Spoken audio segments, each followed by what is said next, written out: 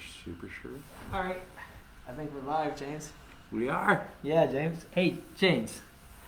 Have you had your vaccines? Why, yes, I have. So have I. Huh. According to CDC, we can actually take these off now. Wonderful. You guys get the advantage of seeing our faces for the first time. Don't be scared. It's just us. Just our pretty faces. Mm-hmm. Yep. You guys get to see me with a beard since I decided, I'll grow a COVID beard. Why not? That's what was lurking under there the whole time. Yeah. Yes. Well, All right. welcome to the 50 Shades of Pain show. Unmasked. For many patients, healthcare feels like a factory that whitewashes problems with pills or churns out one-size-fits-all solutions with surgery. I'm Dr. Donish, a native Kentuckian and the medical director of Wellward Regenerative Medicine.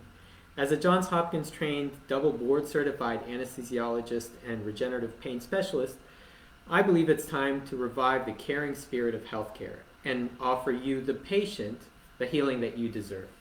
This 50 Shades of Pain show is one way we empower you to receive sustainable treatments for injury and pain without surgery, addictive medications, and without being a victim of the system that's designed to work against your healing.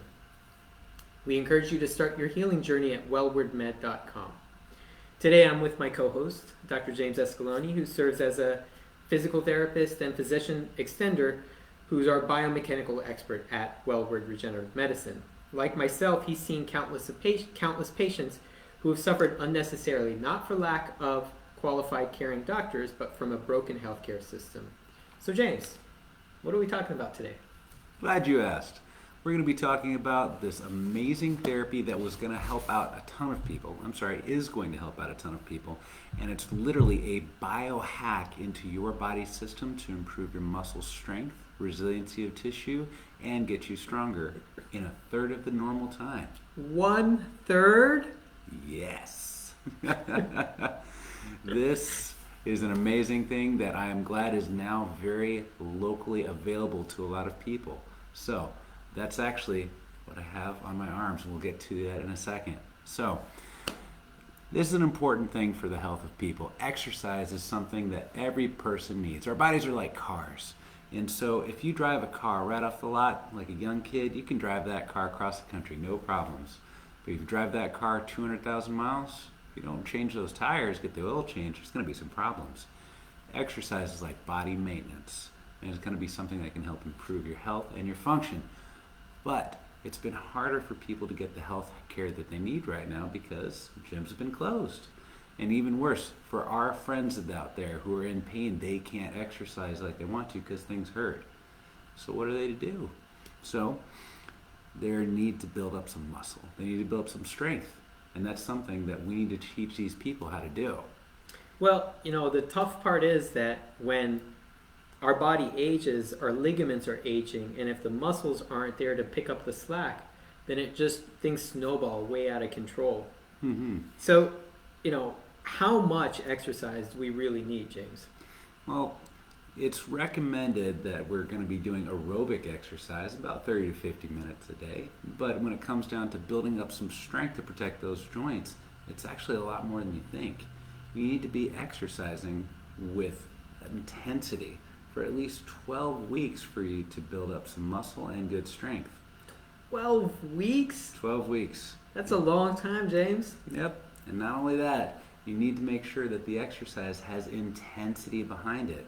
Because if you don't stimulate those tissues enough so that they're a little bit nervous about what just happened, they don't change internally to be able to deal with stresses a little bit better every single time. So every time you exercise, you have to have this intense, heavy-duty workout. Is that right? It has to have something of some degree of intensity behind it. It doesn't mean you've got to lift 1,000 pounds, but your muscles need to be hitting the point where they're kind of tired, because otherwise they don't know how to do better next time. It just sounds like a lot of work, particularly for patients who have been out of condition and who don't have that routine of exercise. Is there nothing that can help them move this along faster? Well, that's why we're talking about blood flow restriction exercise. So think about what we just talked about. 12 weeks to be able to build up some strength. When we send people to physical therapy, we send them to try to get the best strength that they can, but gosh, insurance, it just says, oh, you get 3-4 visits. That's about it. Yeah. and they don't get 12 weeks. So this is a way to help them out. Yeah, it seems like every year there are more and more restrictions with different insurers, and exercise in particular is such a big necessity when it comes to just general health. There's so many great studies out there that show if you were to exercise, you'll have better impact on your sugar, on your diabetes. You'll have better impact on cholesterol. You'll have better impact on hypertension or high blood pressure. So it kind of doesn't make sense why there are more and more restrictions on physical therapy, on how many physical therapy sessions you can get. So, with that said, what can be done? Well, you people at home need to go and get some blood flow restriction exercise therapy. So why is that? So what's going to happen with blood flow restriction exercise? Like I said in the beginning, you can get 12 weeks of strength and muscle gain within a 3-week period. And this has been verified by research again and again and again. So 4 times faster outcomes with blood flow restriction. Yep, absolutely. That's impressive. Now, when you're doing blood flow restriction exercise, this is exactly what it is. You guys see this right here? It looks like I'm using a blood pressure cuff. This is a cuff that allows my heart to put some blood into my arm so it can do a task, but it slows it down so the blood doesn't come out. That makes it so all of these muscles, they have to work a little bit differently. So instead of getting their normal blood sugar using something called the Krebs cycle for their normal energy, it switches to something where it doesn't have the same nutrient supply called the Cori cycle. That's going to make it so that as these muscles are starting to work, all of a sudden they are deprived of their energy. It's the same feeling you get if you've been running for a long time and you feel that burning in your legs. But instead of running 12 miles to get there, you just have to lift this up and down about 20 or 30 times. And that same level of stimulation, it's almost as if you had 50 pounds in your arms, but it's only 5 pounds. So your joints are saved, but the muscles get that strength and built up as if they had much heavier weights for a longer period of time. This almost sounds like the cheat codes that, remember right before we played Contra when we were kids, it's up, up, down, down, left, right, left, right. ABBA, select start. Yep. Oh yeah, I was good at that. So this is like the cheat code for biohacking muscle growth in your body. Mm-hmm. And it's pretty impressive because we've got not only a biohack for these people who need some improvement in their strength to stop their joints from moving side to side. Cool research has shown that if you are doing this as a form of exercise, then actually you're going to have less pain as you're trying to just do your exercise, and during the time periods in between your sessions you'll have less pain in your joints too. So is this something that's been researched, or is this just like a biohack that's come out of memes and on online social media stuff? Well, good story about this. This was actually discovered in the 60s when a PhD researcher found, who loved exercise, that he was sitting down on his calves and had this tight feeling that he was getting tired. Did you say he was sitting down on his cows? On his calves. Oh, calves. Yeah, not cows. He was Japanese, so he was sitting on his ankles. And he noticed it felt the same as if he had a really tough workout. So he did research and figured out how he could replicate that same type of feeling using different types of items to blood flow restrict that area of his body. And then from years and years of research, they found that this is consistent, it's safe, it's something that can really improve strength in your body and make it so that your body has a host of other issues to make this so all the beneficial effects of exercise are really locked down into a short period of time. All right, we are totally sounding like an infomercial right now, but yes. James, this is too good to be true. What's the downside? The downside? This is hard. Yeah. It's really, really hard. Dr. Danish and I do this together, and you kind of see right now, I have this on a good amount of strength because I thought I might as well get a little bit of a bonus workout while I'm just standing here moving my arms, because that's how I roll. But when you're doing this exercise, you're doing a light weight, but it's almost like it's sucking the energy out of your arm. So you're going to get really tired really quick, and it's going to be really difficult to bring your arm up and down. Yeah. So what happens with this is as you are doing really heavy weights, that's hard, but it's hard on the joints. This takes the joint beat down out of that equation, but it allows it so that fatigue level kicks in fast. And all the good beneficial effects that happen at a cellular level from exercise happen pretty quick. Yeah, I can tell you from personal experience when I've put these on and did push-ups or did some kind of exercise.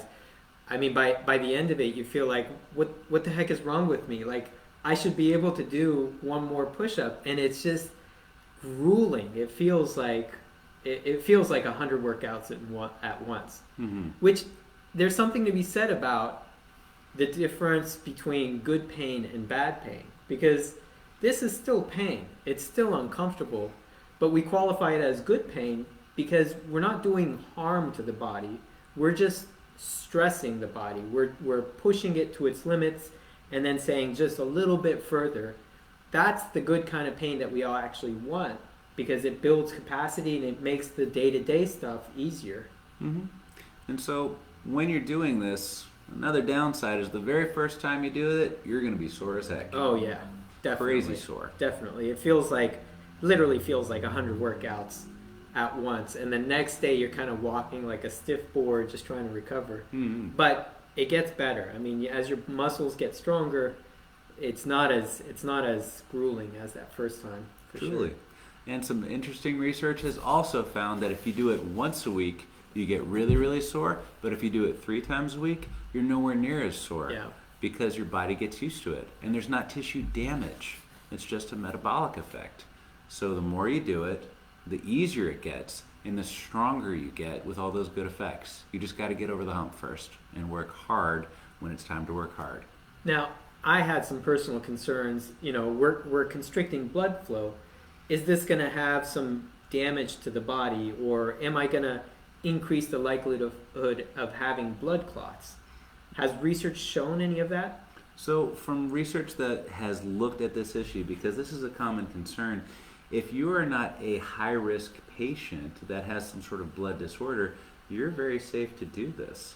And a lot of times if you have any sort of existing clots, you usually are on blood thinners.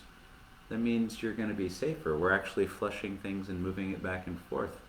This is very, very safe to do. Yeah, so there is a concern for somebody with high risk. Like if you've got reasons to have plaques on your arteries, or if you have a clotting disorder, these I anticipate would give you a higher risk. Is that right? High risk, but doesn't completely preclude you from doing it. Got it. Mm-hmm. Got it. So if you're going to do this at home, make sure you talk with your doctor first, or come consult with us and we can tell you if it's safe or not. Mm-hmm. And then we're going to help you so that you can get everything just right. And Yep. fortunately, because we know how to do this just right, we can guide you in all the type of protocols that'll make it so that you know what you need to be doing at home pretty safely and get strong well. Now, you currently have them on, right? Yes. I thought it'd be kind of cool to show people what happens to the blood flow as it gets inflated. So do you want to turn that down and we can kind of switch our setup a little bit so people can see that? Of course. So this entire time I've had it constricted onto my arm just to have that effect. Okay. Now we're going to take a look under a Doppler ultrasound how this actually does have a constriction of the blood. And Dr. Donish is going to explain what we're going to be looking at under the ultrasound. Very, very cool. Now he's got a nice new camera right here, Yeah. which, oh, earthquake, should be able to get in with some better definition than some of our earlier videos on what we're looking at from here. This Alright. is an ultrasound. All right, everybody can see that. And I'm gonna put this on his artery. All right. Is it on right now? It is not on right now. Okay. We just have to I have to look backwards on the screen first and find the artery.